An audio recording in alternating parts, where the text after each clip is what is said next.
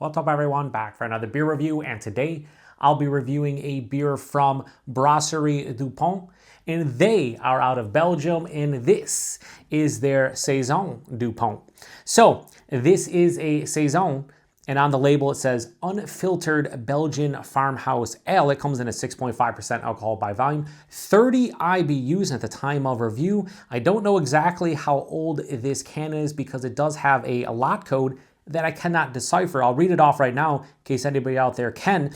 It is L24389A. That's L24389A. Now, typically, I would think the 24 would stand for 2024, and then the next three numbers would mean the day of the year. However, there are not 389 days in the year. So I tried to look it up. I spent a good 10-15 minutes trying to decipher it and find it. I went through Beer Advocate and a bunch of other random links, and I couldn't figure it out. So if anybody knows, please let me know. I do think this one was canned in 2024, which would make this can anywhere between 4 to 16 months old. So we have an absolute classic here. This is an iconic beer. It actually says at the top of the can, the world's most iconic Saison. And they are not lying there. This is synonymous with the Saison style. This is the benchmark. This is the Saison as far as many folks are concerned. On the back of the label here, it says brewed at one of Europe's last farmhouse breweries. Saison Dupont is a classic style. There is a classic style of the Belgian Saison.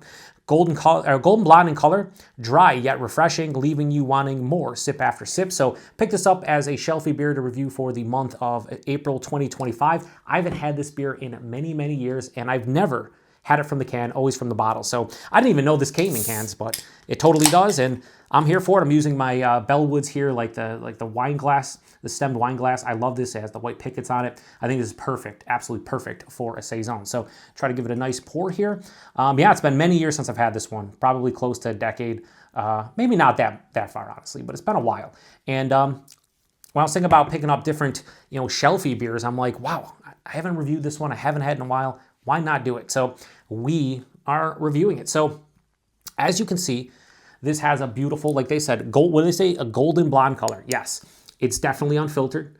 Got the contraband flashlight out. Yeah, that looks definitely. I mean, you can see the sediment from that side, right? Yeah, you can see all the sediment in there. Unfiltered, 100% unfiltered. No questions asked. Has about a 2 to 2.5 finger of this nice soap sudsy, somewhat creamy looking head. But in the glass, even though this is not proper glassware, I think it looks absolutely fantastic. It really does. Just looks beautiful in the glass. A little bit darker on camera than it is in person, I'll be honest with you. It's on camera, it looks like more of like almost like an oxidized hazy IPA.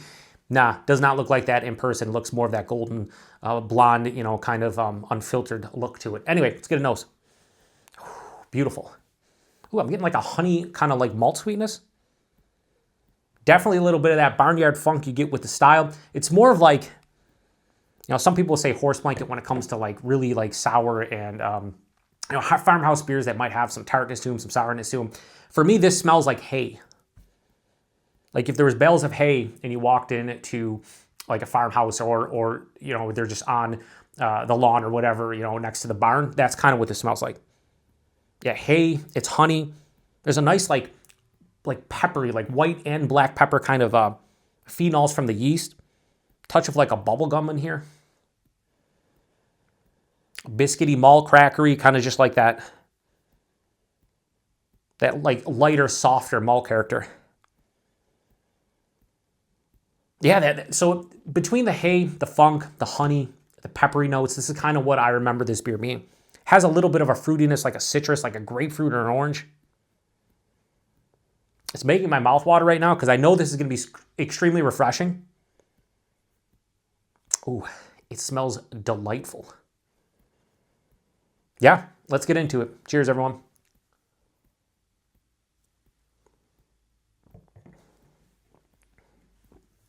So the first thing you notice, or at least I do, that Belgian yeast is screaming. The esters, the phenols, just the characters it produces. Very akin to many Belgian beers. But because this is a Saison and it has more of that like funkiness, that spiciness, the dryness, it really makes it like super refreshing.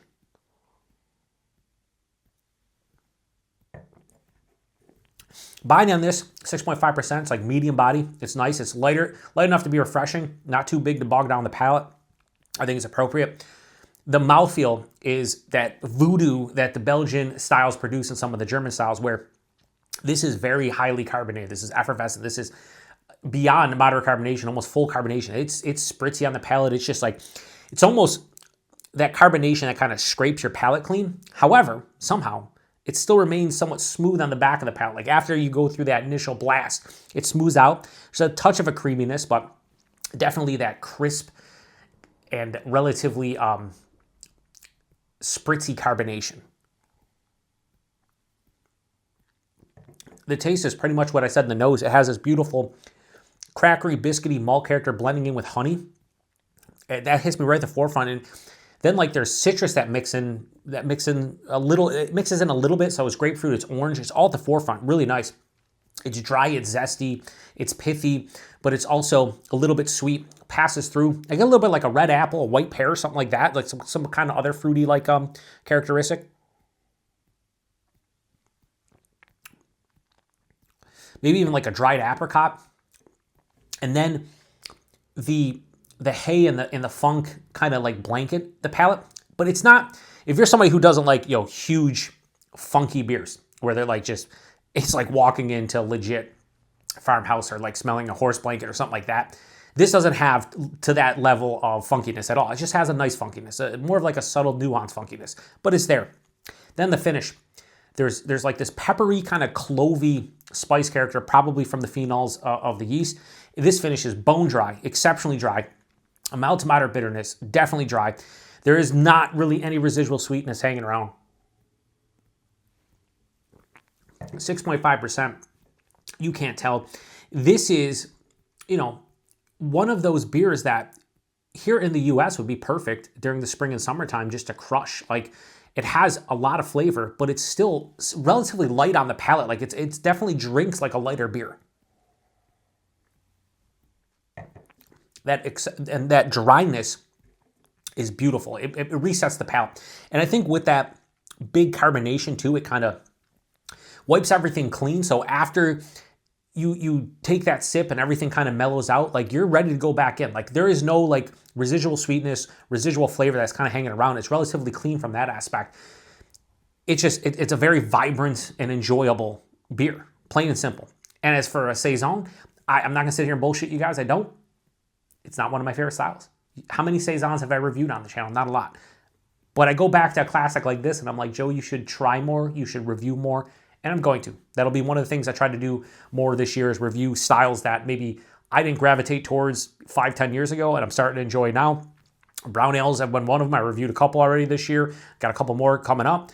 And I'm going to do that with Saisons. I'm going to try to get some local ones, maybe some other imported ones, and go from there. But this is a beautiful beer. 6.5%, you can't tell. It drinks exceptionally well for the ABV. Just one of those crusher of beers that if it were cheaper, it would be one of those beers that you keep in the fridge at all times. Just like, people talk about lawnmower beers, right? You, after getting done doing some yard work or cutting the grass, whatever the case may be, this would be a perfect one to refresh the palate and have a lot of flavor. 6.5%, a little bit bigger than a lawnmower beer, but I think most people would enjoy this one if they'd never had it before. So I'm going to actually give this a huge rating because this is iconic. This is an OG. This is the world's most iconic Saison, as they say. It really is. And when I drink a beer like this, I am reminded why great beers within the style do resonate with me. It's just, I've had a lot of subpar ones from American breweries. I need to try some from breweries that know what the hell they're doing, I guess, because this is delicious. Saison Dupont from Brasserie Dupont. I'm going to give this a straight 4.5 out of 5. This, my friends, is delightful. And that's coming from someone who is a self-proclaimed, I don't love this style, Yeah, you just got to try enough in the style or go back to classics like this and not dick around too much with other stuff. That's the best thing I can say about it. Price point availability, this is where it kind of goes sideways. It is imported. It's a beautiful beer. This is actually a 500 milliliter can, not a 16 fluid ounce. It's a 16.9 fluid ounce can. In my neck of the woods, anywhere between $4 to $6, depending where you get it. I got this one for $4.99. That's pricey, right? But if you put it in a nice not cork cage, but let's say you put it in a nice imported bottle that was 11 or 12 fluid ounces, right? Or even a 500 milliliter bottle, it looked all fancy, you paid $4.99, you wouldn't blink an eye. So I think the price point is fine, but when you look at what you're getting, the ABV, it's just a Saison, whatever. It's $5 a can, it's tough to pay. Again, I always say value's in the eye of the beholder, and if someone's willing to pay that, cool. I would always probably be willing to pay that for this beer specifically, but not any old Saison. And then availability, I know with the Kostritza Schwarzbier that I reviewed last week, I said in that review, hey, you know, you can get it everywhere, blah, blah, blah. And a lot of people are like, I don't see that beer anymore. I haven't seen it in a while. So I'm not going to make the same mistake saying that with this one. But if you're in the US, you should be able to find somewhere to get this one. Maybe online to have it shipped to your house. Maybe at a local bottle shop. Maybe a local bottle shop within a 2-hour drive. Maybe if you go on vacation somewhere, you can find it. But a lot of places have this beer. It is one of the big Belgian beers that do get imported here. I just can't believe it's in a fucking can. Like, it's wild to me that it's in a can because I would have never thought. I would imagine it's can conditioned, just like it'd be bottle conditioned, but I don't know. It definitely seems like it. Man, the carbonation is so lively in this one too. It's such a refreshing beer as a whole, and I like that. I really dig this beer. So if you've never had this one before, please try it out. Even if you don't like Saisons, give it a try. What are you going to waste, $5? I mean, it's not, I've wasted so much money on beer in the past that, I don't blink an eye. $5, like, yeah, you waste $5 on a beer, whatever. But don't buy an entire 4-pack of it. 4-packs are probably in like the $16 to $18 realm, unless you have to and you're curious to try it. But always buy a single if you're unsure of what you're going to get, if you do have a beer store locally to you that offers singles. So, yeah, anyway, if you've had this one before, and I know a lot of you have, please post in the comment section. What do you think about this one? Has it changed over the years? Has your palate changed to it? What do you think? I think it's just as delicious as I remember being in the bottle, but the only way to do that would be doing side-by-side between the bottle and the can if they were the same freshness. And again, I do implore you guys, if you do know what that lot code means, please post in the comment section. I'd love to know how old this is.